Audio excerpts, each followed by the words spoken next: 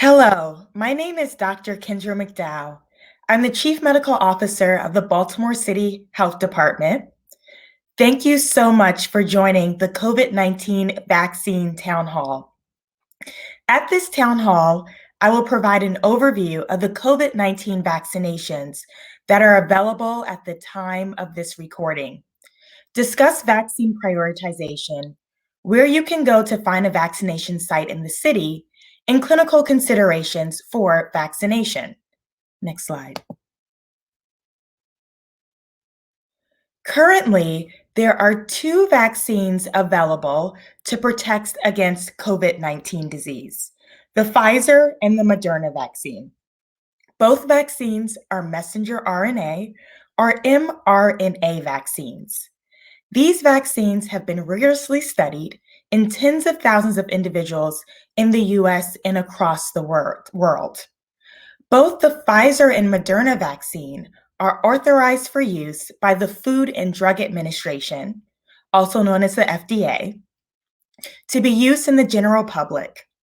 And based on clinical trial data, both the Pfizer and Moderna vaccine have been determined to be safe and effective. Both vaccines, as you can see on the slide, require 2 doses. For Pfizer, the 2 doses, as you can see on the left side of the slide, are 21 days apart. For the Moderna vaccine, the 2 doses need to be 28 days apart. Both vaccines can be given to adults, with the Pfizer vaccine being able to be administered to teenagers as young as 16 years old. The vaccines themselves are highly effective, with an efficacy between 94 to 95%. This is excellent, but what does this really mean? It means that the vaccines are very good at protecting you from the COVID-19 disease. In clinical trials, there are 2 groups of people, those that receive the vaccine and then those that receive placebo or no vaccine. When these 2 groups of people are followed over a period of time, it was found that the group that received the vaccine, the 2 doses of the vaccine, for Moderna, these numbers are from the Moderna trial, there were 11 cases of COVID-19 disease in the group of individuals that received the vaccine, compared to 185 cases of COVID-19 disease in the group of individuals that did not receive the vaccine. Of course, no vaccine or medication is 100% effective. So there was a small percentage of individuals that did receive both doses of the vaccine and came down with COVID-19 disease. Of this small percentage of individuals that received the vaccine and came down with COVID-19, none of these individuals had severe disease, meaning they did not end up in the hospital, they did not end up in the intensive care unit. This is compared to the group that did not receive the vaccine at all, where there were 30 individuals of those that developed COVID-19 that had severe disease, meaning they had to be hospitalized. They ended up in the intensive care unit. This means that the vaccines themselves are highly effective at protecting against COVID-19 disease and reducing the risk of developing severe COVID-19 disease that may result in hospitalization. Next slide. As mentioned, you need 2 doses for full protection against COVID-19 disease. Depending upon the vaccine, these doses will be between 21 or 28 days apart. The full protection does not kick in until 2 weeks after you receive the second dose. Next slide, please. There are some common side effects that individuals may receive after vaccination with the messenger RNA or mRNA vaccines. These side effects are usually mild to moderate and can last a couple of days. Individuals can have pain, redness, or swelling at the injection site. For myself, I definitely did have pain at the injection site that lasted about 6 hours and then went away the next day. Individuals can also experience fatigue or feeling tired, headache, muscle pain, joint pain, fever, or lymph node swelling in the armpit area. After I was vaccinated, this did happen. I did have a headache, lasted about 24 hours, and went away the next morning when I woke up. Again, usually these symptoms go away after 1 to 3 days.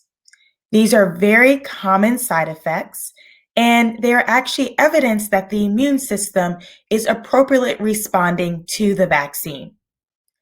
As noted, as you can see on this slide, and maybe some of your friends and relatives and colleagues that have received their second dose have felt, individuals may have more symptoms, side effects after the second dose. Next slide, please. As you may be aware, there have been cases of anaphylaxis after some individuals have received the Moderna or Pfizer vaccine. Anaphylaxis is a severe immediate allergic reaction that affects the entire body and needs to be treated immediately with medication known as epinephrine. The CDC, our Centers for Disease Control, along with other scientists, are studying and will continue to study cases of anaphylaxis after vaccination. What we do know is that anaphylaxis is unusual after vaccination, and it's uncommon and rare. Out of 1 million doses of Moderna vaccine given, there were only approximately 3 cases of individuals that had anaphylaxis. Next slide, please. For the Pfizer vaccine, same thing. Anaphylaxis is an unusual, rare, and uncommon effect after vaccination. Out of 1 million doses of the Pfizer vaccine that have been given, there were 11 cases of anaphylaxis. Of note, when you do go to the vaccination site to get your vaccine, there are clinicians that are on staff that are there to observe you, to ask questions, and to respond to any side effects or adverse events that an individual may experience. Next slide, please. So what is potentially causing this rare, unusual, and uncommon cases of anaphylaxis? As you can see on the screen, here are the ingredients of the mRNA or messenger RNA COVID-19 vaccines. On the left side are the ingredients of the Pfizer vaccine, and on the right side are the ingredients of the Moderna vaccine. Under the description column, you can see that there are 5 main ingredients: the messenger RNA or mRNA, the lipids, also known as fats, salts, sugars, and then the buffers. What we do know is that polyethylene glycol, you can see highlighted in the yellow box, polyethylene glycol, also known as PEG or PEG, may be the possible allergen that is causing this uncommon, rare, and unusual adverse event of anaphylaxis after vaccination. Individuals that are allergic to any of the ingredients of the Pfizer or Moderna vaccine should not get the vaccine at this time. Also, if you have had an immediate allergic reaction of any severity to polyethylene glycol, or an immediate or allergic reaction of any severity to another substance known as polysorbate, you cannot receive the vaccine at this time. The good thing is that there are other vaccines that are currently in development that we once, there are currently other vaccines in development. So there will be alternatives as well to the Pfizer and Moderna vaccine as we move forward. Next slide, please. There are multiple ways that we are monitoring and reporting vaccine adverse events. CDC and the FDA have a reporting system known as the Vaccine Adverse Event Reporting System, or VAERS. This is a well-established reporting system that if you, a friend, a colleague, or anyone that you know has an adverse event, they can report into the Vaccine Adverse Event Reporting System. Clinicians are required to report into this system if a patient states that they have had an adverse event after vaccination. This is for any vaccine. Individuals can go to vaers.hhs.gov and submit a report online. In addition, when you go to the vaccination site and you receive your COVID-19 vaccine, you will be eligible to sign up for an app known as vSafe. vSafe checks your symptoms, asks you for if you're experiencing any symptoms after vaccination, and will send you weekly text messages to follow up on your symptoms and if you're having any side effects or adverse events. You can sign up for vSafe after you have received your first dose at cdc.gov/vSafe. Next slide, please. So what everyone wants to know, who will get the vaccine and when? As we know and as we are experiencing right now, early on, we're right now in the first 2 months of vaccination, 2 to 2.5 months that vaccine has been available. Early on, vaccine supply is going to be limited. It is constrained. Because of this, the Center for Disease Control took time to prioritize who would get the vaccine and when. There is a need to prioritize high-risk populations and populations that are essential to preserving societal functions. CDC used these two main criteria to determine who would get the vaccine and when. This is why in Phase 1A, healthcare workers and also long-term care facility or nursing home staff and residents were prioritized. We know that nursing home staff and residents are at increased risk, especially nursing home residents, increased risk of severe disease and also death from COVID-19.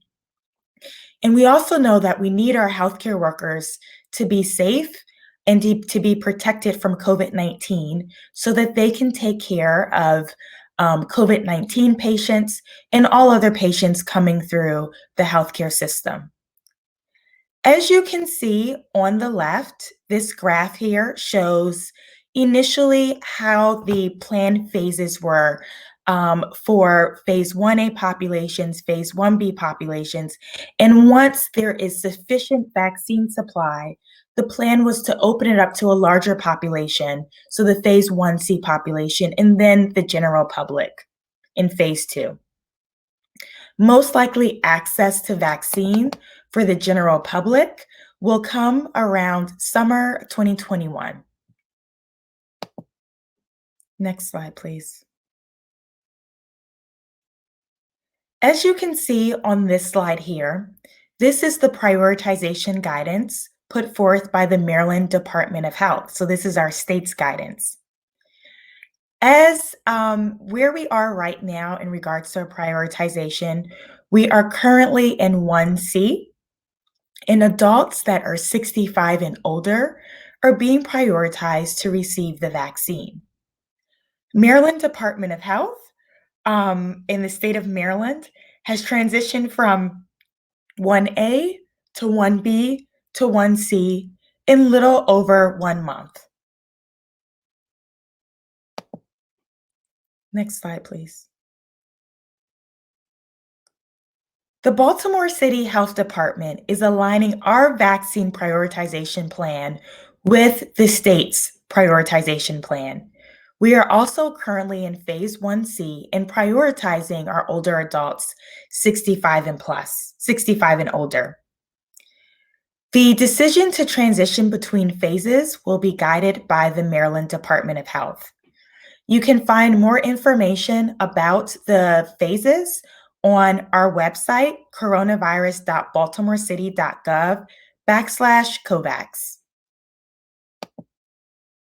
Next slide. So where can you get vaccinated? The Maryland Department of Health has developed a website where you can find a vaccination clinic near where you work or live. As you can see at the bottom to the left of the screen is the webpage address. This page is updated extremely frequently to bring on when new sites come online. This page is updated. You can put your address or zip code into the vaccine finder search site, and the vaccine sites will pop up. Of note, even on this page, the federal government is allotting right now between 10 to 11,000 doses a day for over 1.5 to 2 million people. This is statewide. So when you put in your information about your address or your zip code in Baltimore City, what will pop up is this next slide here, and it will give you a list of locations that are close to where you work and or live. The results of this search will allow you to sign up for an interest form or for a vaccination appointment. It depends on the site. Currently in Baltimore City, there are many sites available. The health department is one site, but as you can see on the map on the right, there are about 15 sites, and recently the Baltimore City Convention Center site came available this past Friday. That was February 5th, 2021. Of note, all sites, vaccination sites, you will need an appointment. You cannot walk up to these sites. We do understand that individuals may have difficulty navigating this site and that there may be barriers to accessing this site, such as internet connectivity, access to a computer, or even mobility issues. Neighbors, friends, and families can assist in helping individuals navigate the site and sign up on an interest form or an appointment, or to find an appointment. Individuals 65 and older can use the Maryland Access Point Hotline, also known as MAP, to record their interest in receiving a vaccine.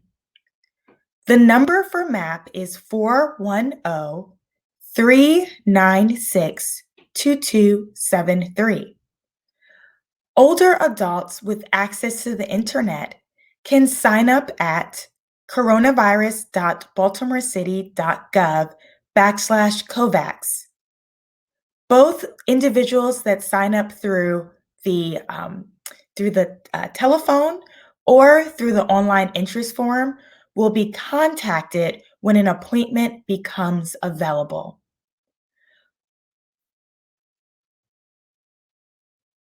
Next slide, please.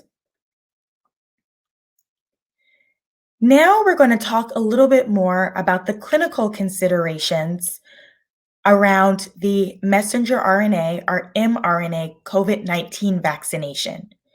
These clinical considerations are specific for the Pfizer and Moderna vaccines.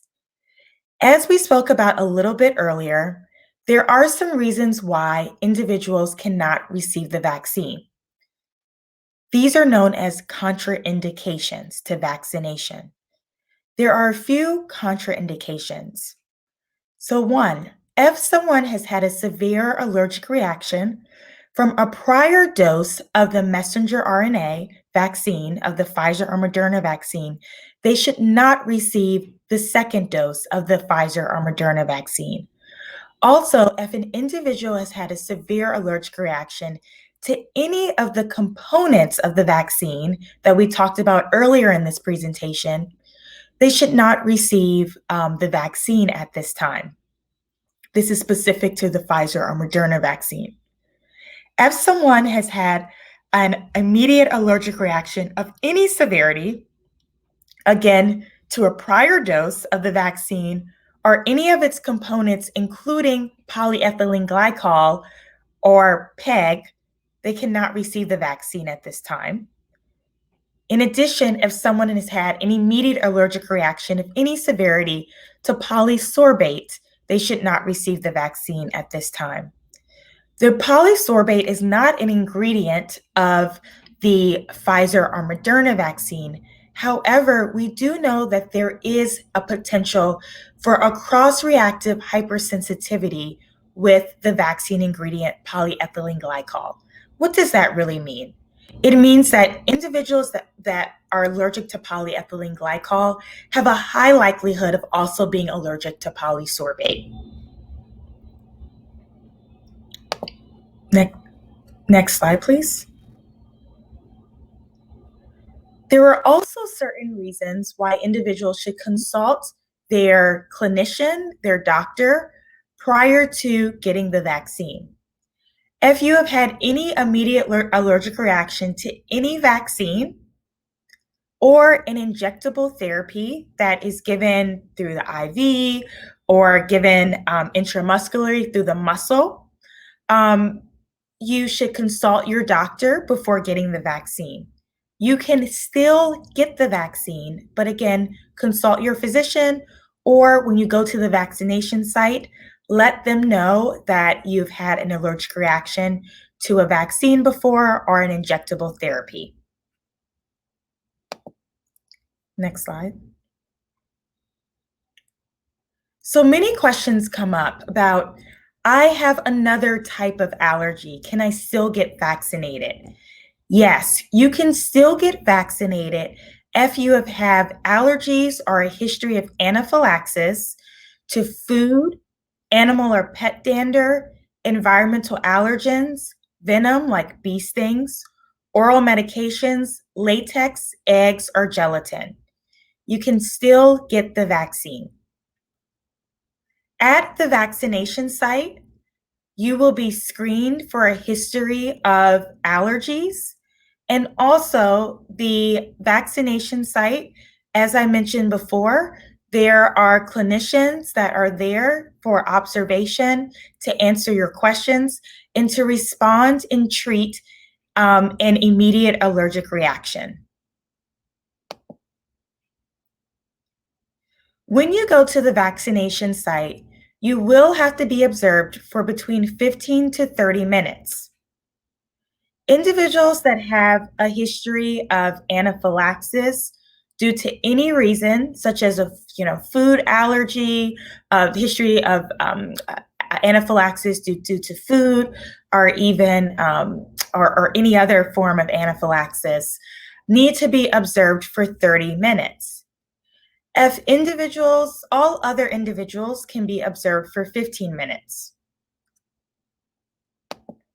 Next slide, please. Other questions that you may want to ask are, what if I have a chronic medical condition or underlying medical condition? May I receive the vaccine? Both the Pfizer and Moderna vaccine were studied in individuals that had common chronic conditions, such as diabetes, hypertension, and even some heart and lung diseases. It was determined that the vaccine was safe and effective in individuals with common chronic medical conditions. In addition, individuals that have immunocompromised conditions, autoimmune conditions, are pregnant, are lactating, or even contemplating pregnancy, individuals with a history of Bell's palsy, or a history of Guillain-Barré syndrome may still receive the vaccine. I definitely recommend, if you have questions, speaking with the clinician and getting the information so that you can make an informed decision about the vaccine. Next slide, please. Other questions that arise are, what if I had COVID-19 in the past? Yes, you can definitely still get vaccinated. You do not have to get you do not have to get tested for COVID-19 before vaccination.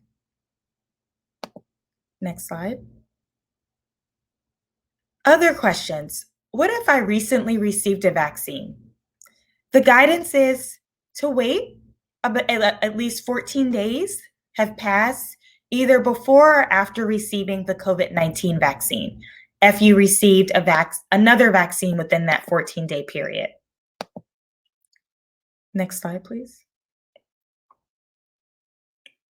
So what if you currently have COVID-19 and you're supposed to be in isolation? The recommendation is wait until you finish your isolation period before getting vaccinated. The reason for this is you're supposed to be in isolation and there's risk of exposing others to COVID-19 if you have an active infection and you're going to the vaccination site. As soon as the isolation period is over, you can go and get vaccinated. Next slide. What if I was exposed and I'm in quarantine? So if you were exposed to someone that was COVID-19 positive and you're supposed to be in quarantine, wait until you finish your quarantine period before getting vaccinated for the exact same reasons. You don't want to potentially expose others at the vaccination site. After your quarantine period is over, you can go and get vaccinated. Lastly, but extremely important, vaccination and the COVID-19 vaccine is one of our strongest tools in our toolkit, but we must continue to still utilize our other tools, such as masking, social distancing, and washing our hands, even after getting vaccinated. We know that the individuals that are getting vaccinated currently in Baltimore City, in the state of Maryland, and in the US as a whole are the first in the world to have access to the vaccine. Therefore, there are still many individuals that it will take till the summer until access to the vaccine can occur. In order for us to stop the spread of the virus that causes COVID-19 disease, and hopefully end this pandemic, we all have to do our part in continuing to mask, social distancing, washing our hands, limiting our time in large crowds, and also getting vaccinated. Next slide, please. I want to thank you so much for your time and your participation in this town hall. If you want to learn more about the coronavirus and COVID-19 vaccination, please go to coronavirus.baltimorecity.gov. Have a good day and thank you so much.